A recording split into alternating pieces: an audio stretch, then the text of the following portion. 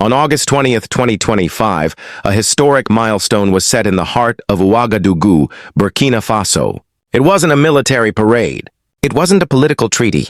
It was the birth of IOBI, the first deep tech company in West Africa founded by a Burkinabè mind. In a continent long accustomed to importing technology from the West, this event rang out like a wake-up call for the region. IOBI is not just another piece of software or a convenient app. It is ambition, coded. A bold attempt to rewrite Africa's position on the global innovation map. Behind the product lies a clear vision. Africa will no longer be just a consumer of technology, but a creator of solutions. Do not look away, this is more than a product. It is a declaration. Stay with us and be part of the story. On a warm August morning in 2025, Burkina Faso stepped into a new era. The capital city of Ouagadougou played host to a landmark event that was, by all measures, unprecedented in the West African tech ecosystem. IOBI, the region's first-ever deep tech company born of local scientific research and led by a Burkinabè founder, was officially launched. This was not just a business announcement. It was a signal flare. For decades, African businesses have operated under the weight of imported software, powerful in theory but ill-fitting in practice. From banks to retail, most tools came from Europe, North America, or Asia. Markets that didn't reflect the infrastructure gaps, consumer behavior, or operational challenges of African contexts. Enter IOBI. Built in Ouagadougou, yet designed with a global vision, it emerged not as an app or platform, but as a deep tech entity. Unlike traditional startups that build services or applications to improve existing processes, deep tech companies go several levels deeper. They are rooted in scientific breakthroughs, advanced algorithms, and fundamental innovations that have the potential to transform industries. Deep tech doesn't just digitize, it redefines. IOBI fits squarely into this category. Its foundation is artificial intelligence, and its mission is simple yet ambitious: to eliminate invisible operations, the tedious, repetitive, and largely manual tasks that drain time, creativity, and productivity from African business leaders. These include endless reporting, fragmented data handling, administrative repetition, tasks that add little value but consume vast human energy. The founder, Traoré, calls this the silent tax on African potential, and he built IOBI to cancel it. The solutions IOBI offers range from automated reporting to predictive systems for consumer behavior. For example, a hotel chain can use its software to anticipate peak booking periods and optimize staffing. A bank can automatically flag financial risk using behavioral pattern analysis. A retailer can understand product trends in real time. The goal is to move business leaders away from survival mode operations and into a space where decisions are proactive, strategic, and visionary. The symbolism of IOBI's origin is as important as its function. For the first time, a technology product was not imported into Burkina Faso. It was created from scratch, tailored to local needs, and infused with global-grade capabilities. It's a reversal of roles. The continent that once waited for innovation is now producing it. The launch event drew attention from business leaders, technologists, students, and policymakers alike. There was no Silicon Valley investor on stage, no venture capital badge, just the vision of an African founder backed by an African conglomerate, BBS Holding, which has operations in security, banking, hospitality, and industry, and employs over 12,000 people across the region. This ecosystem is what gives IOBI its backbone. Rather than battling for pilot clients or funding like most startups, IOBI can test, scale, and refine its AI solutions across existing subsidiaries. Each business unit becomes a lab. Each operational challenge becomes a data set. This synergy not only ensures rapid iteration and proof of concept, but also immediate credibility in the eyes of the market. There is a deeper message here. IOBI is not a one-off startup. It is the spearhead of a larger movement, one that links technology with sovereignty. Because in the Sahel, innovation is not just about efficiency. It's about reclaiming control over tools, time, and talent. It's about saying, we can build for ourselves, and we can lead. Cliffhanger. But can one company change the entire narrative of how a continent relates to innovation?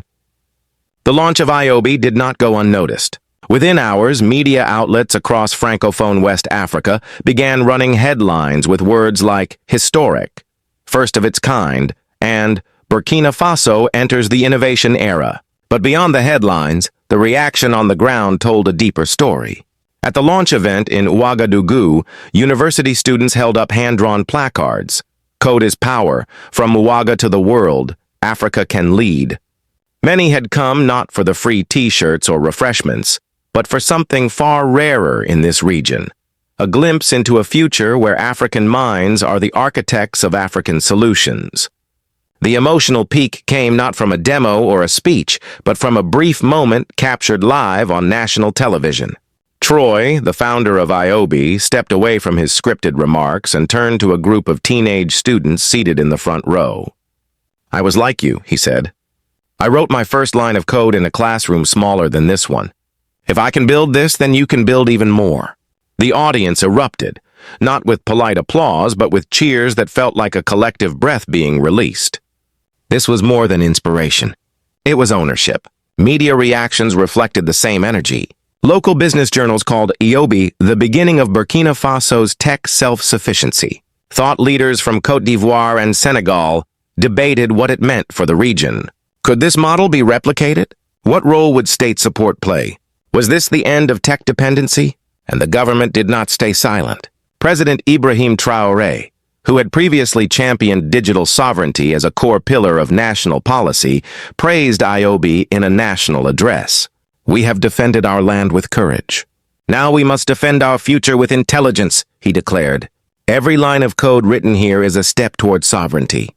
He wasn't just speaking to technologists. He was speaking to a generation that had seen too many imported tools fail them, and too few local innovations lift them. Support also poured in from the educational sector. The Ministry of Higher Education announced an expanded partnership with IOBI to introduce AI-driven modules into public universities.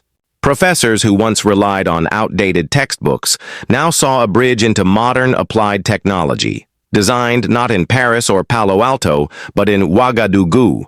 The sense of momentum was tangible, and it wasn't confined to boardrooms or press conferences. In the streets, at bus stops, in cafes, young people debated what AI could mean for agriculture, for health, for trade. They didn't just want to use apps, they wanted to build systems. The conversation had shifted. The symbolic impact of IOBI was amplified when news emerged that a group of Burkinabè high school students had won bronze at the Robotics for Good international competition in Geneva, beating out teams from countries with far more resources. Their robot addressed rural healthcare delivery using basic AI and mobile connectivity. For many watching, it felt like a confirmation. We can do this.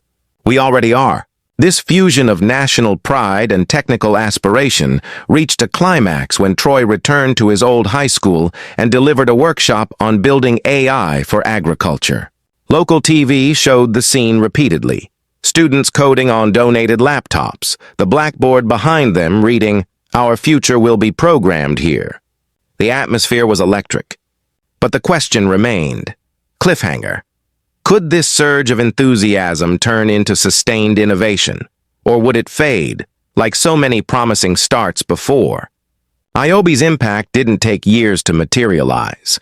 It began to ripple through Burkina Faso's socio-political fabric almost immediately. While tech launches in the region often struggle to break out of niche circles, IOBI landed in the national consciousness like a seismic wave. At the enterprise level, the immediate civil impact was measurable. Several domestic banks that adopted IOBI's AI-powered reporting tools within the first month reported a 30 to 40% reduction in time spent on administrative workflows.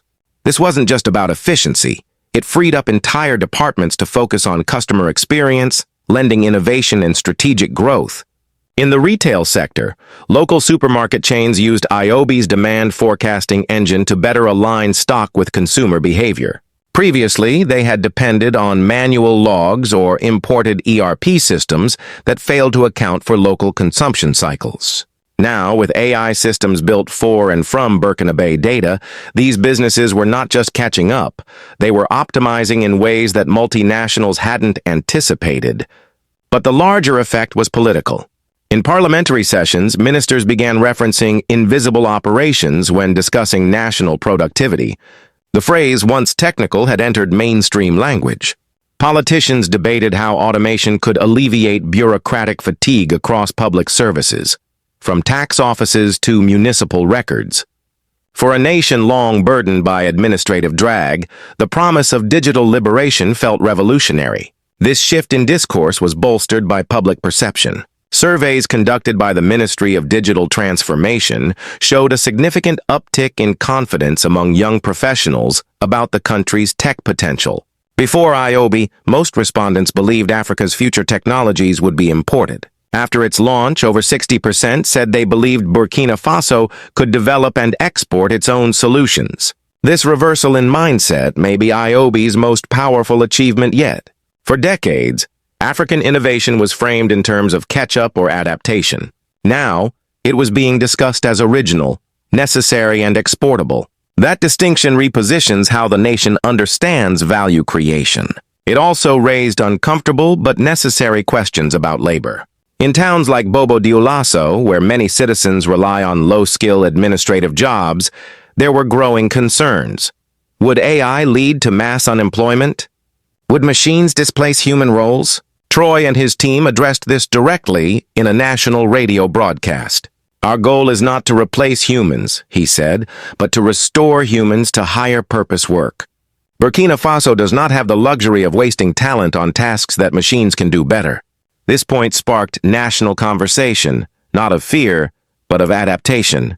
Vocational schools began adjusting curricula to include data literacy and digital systems management. NGOs launched workshops to train former administrative workers in how to supervise or integrate automated systems. Change was happening not in theory, but in classrooms, workshops, and municipal offices. From a political standpoint, this gave the government a strategic opportunity. President Traoré leveraged the IOBI moment to push forward legislation for digital literacy, smart infrastructure, and homegrown innovation incentives. His administration proposed a bill to create digital public labs in all major cities, spaces where civil servants, entrepreneurs, and students could co-create tech solutions for public problems. This is where Kong Nanghe Deep Tech Chow Phi transforms from buzzword to blueprint. It becomes not just a sector, but a state-building tool, one that reimagines governance, retools institutions, and reignites civic imagination. The momentum also exposed a fragile balance. If too much reliance is placed on a single tech ecosystem, what happens if it falters? Or worse, if it's co-opted by external investors with foreign interests? These concerns are valid, but they also prove that the conversation has matured. Burkina Faso is not merely asking how to innovate, but who controls the future of that innovation. Cliffhanger. As deep tech becomes part of the national identity, will Burkina Faso protect it as a public good or leave it to market forces? From the moment IOBI entered the West African scene, the international gaze shifted. What was initially viewed as a domestic achievement began to stir conversations in global innovation forums and regional blocs. The African Union commended Burkina Faso for showcasing a sovereign model of technological capacity building. ECOWAS ministers referenced IOBI in a recent summit on digital resilience, and the Economic Commission for Africa highlighted the launch as a key case study in its annual report on local innovation. But the reactions were not just celebratory, they were strategic. In a world increasingly shaped by technological sovereignty, the emergence of a deep tech ecosystem in Burkina Faso disrupted conventional narratives. For decades, international actors, particularly from Europe and North America, viewed the Sahel as a zone of humanitarian intervention, not as a hub for scalable innovation. IOBI flipped that script. Development agencies began recalibrating their approaches. Instead of offering imported digital solutions, several started forming partnerships with IOBI to integrate AI into projects related to agriculture, public health, and finance. A German development bank announced a pilot fund to support AI startups across the region, citing IOBI's model as proof of viability. More tellingly, regional powers like Nigeria and Ghana began internal reviews of their own tech ecosystems, seeking to avoid being outpaced by their landlocked neighbor. However, the most nuanced reaction came from the United States. The U.S.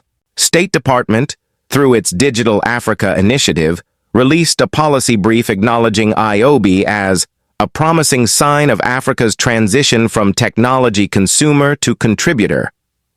But within diplomatic circles, there was quiet concern.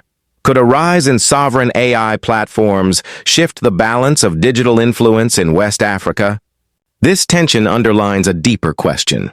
What happens when Africa no longer needs Western platforms to solve its problems? The government of Burkina Faso seems prepared for this. President Traoré has integrated tech diplomacy into his foreign policy. His administration has declined several offers for equity investment in IOBI from international venture funds, insisting on full African ownership, at least in the foundational years. His logic is clear. We cannot code independence with someone else's algorithm. This positioning also strengthens regional trust. By keeping control local, Burkina Faso signals that IOBI is not a Trojan horse, but a genuine effort to shift power inward. Perhaps the greatest achievement then is symbolic. Tri Tue Nhan Tao Tai Burkina Faso is no longer an oxymoron. It is a fact and a challenge to the global status quo. IOBI has shown that cutting-edge AI doesn't need to be born in Silicon Valley to be impactful. It can emerge from Ouagadougou and still change the world. Cliffhanger. As foreign eyes turn toward this growing ecosystem, will they choose partnership or pushback? The road ahead for IOBI and for Burkina Faso's broader tech movement is both promising and precarious. Innovation does not grow in a vacuum. It requires nurturing, protection, and most critically, a shared belief that the future can and should be built from within. In the short term, IOBI's challenge will be scale. Its integration across BBS Holdings subsidiaries offers a stable testing ground, but to become a true continental force, it must serve enterprises beyond its own ecosystem. That means navigating complex markets, varying regulatory landscapes, and competing with global tech giants already entrenched in African economies. Yet the advantage lies in its origin. IOBI's solutions are born not from abstraction, but from real problems in Burkina Faso's industries. Its AI tools didn't descend from a distant lab. They emerged from the dust of Ouagadougou's logistics yards, the busy corridors of its hospitals, and the ledgers of its small banks. Still, questions remain. Can the education system produce enough digitally skilled graduates to support this rising sector? Can local capital markets be mobilized to back innovation without relying on foreign equity? Can regional integration allow IOBI to influence peers in Mali, Niger, Togo? The answers will depend not only on entrepreneurs, but on a national ecosystem that sees innovation as a strategic imperative. President Traoré has already laid some of that groundwork, positioning technology alongside agriculture and defense in his public addresses. His emphasis on intelligence as sovereignty has resonated with students and civil servants alike. It reframes technology not as luxury or hobby, but as duty. That spirit is growing. Hackathons are being hosted in secondary schools. Municipal governments are digitizing service delivery. Religious leaders speak about the moral imperative of innovation. Slowly, a new civic identity is emerging, one where to code, to automate, to analyze is to serve. But with opportunity comes risk. AI will continue to raise fears around job displacement, surveillance, and control. Deep tech can be weaponized, monopolized, or corrupted. For IOBI to remain a model, not a cautionary tale, it must build transparency into its DNA, resist political co-optation, and invest in digital ethics as seriously as it invests in product development. Because the story of IOBI is not just about one company, it's about what happens when a nation decides to stop waiting and starts building. Cliffhanger. In this moment of possibility, will Burkina Faso become the architect of Africa's digital future, or just another footnote in someone else's code? IOBI is more than a company. It is a declaration that innovation can be local, powerful, and visionary. In launching West Africa's first deep tech enterprise built from Burkinabè soil and code, Burkina Faso has not just caught up, it has dared to lead. The implications are profound. What began as a solution to invisible operations has evolved into a symbol of reclaimed agency. IOBI proves that African problems do not need imported prescriptions. They can inspire original solutions, solutions that speak the language of local realities while setting global standards. At its heart, this is not a story about software. It is a story about sovereignty. And it invites every student, every entrepreneur, every policymaker to reconsider the question, what if the future of Africa is not outsourced, but engineered from within? Already, the success of IOBI is shifting perceptions. Investors who once ignored Francophone Africa are taking notice. Regional governments are rethinking their digital priorities. And a new generation of Burkinabè youth is daring to imagine careers not in migration, but in innovation. This is the promise of Kong Nghe Deep Tech Chow Phi, that it can be born in a classroom in Ouagadougou and still shape industries in Johannesburg, Nairobi, or Dakar. That it can lift communities not by charity but by complexity, by boldness, by code. Yes, challenges remain. But Burkina Faso has made one thing clear. It will not wait for permission to build. It will not remain a consumer in the global tech order. It will create, iterate, and lead. Tri Tuen Han Tao Tai Burkina Faso is no longer a contradiction. It is a headline and a horizon. And if Kong Nghe Deep Tech Chow Phi can rise in one small landlocked nation, what could happen if the rest of the continent followed? If you believe that Africa's future should be written in its own syntax, don't just watch. Share it, build it, code it.